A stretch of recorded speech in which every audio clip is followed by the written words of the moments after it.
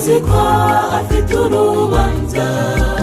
Ninde wajya mu nzu ngo aryame azikwiri gushya?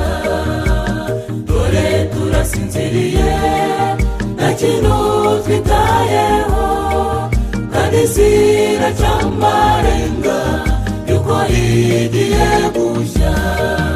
Isi turimo igeze ku maheruka.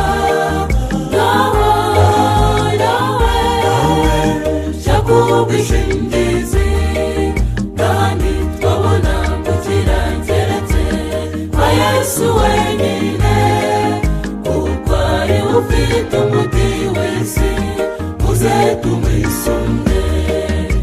Isi turimo igeze ku maheruka. Nawe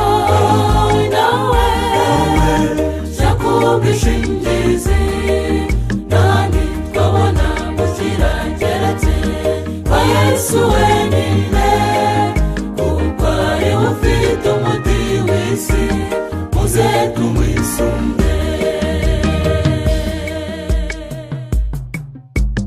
Mu gihe cya Loti yabwiwe kuva i Sodomu, abwira mu muryango guhunga ibigiye kuba.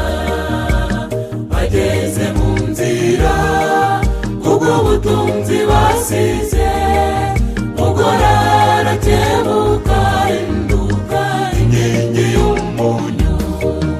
Isi turimo igeze ku maheruka. Nawe shaka ubwishingizi, kandi twabona gukira keretse kwa Yesu wenyine, kuko ari we ufite umuti w'isi, muze tumwisunge. Isi turimo igeze ku maheruka. Nawe shaka ubwishingizi, kandi twabona gukira keretse kwa Yesu wenyine, kuko ari we ufite umuti w'isi, muze tumwisunge.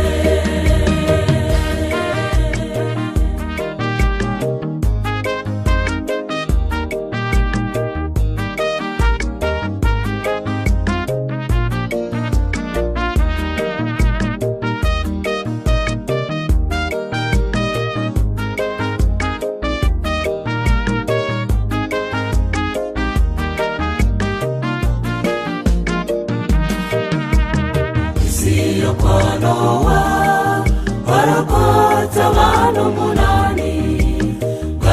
Bwibaze nawe mugenzi niba uzarokoka. Yaterewe hejuru buri wese asambaye, gashaka ubwihisho kwa Yesu wihishe umugaru.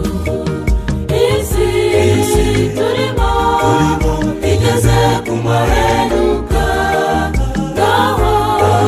Nawe shaka ubwishingizi, kandi twabona gukira keretse kwa Yesu wenyine, kuko ari we ufite umuti w'isi, muze tumwisunge. Isi turimo igeze ku maheruka. Nawe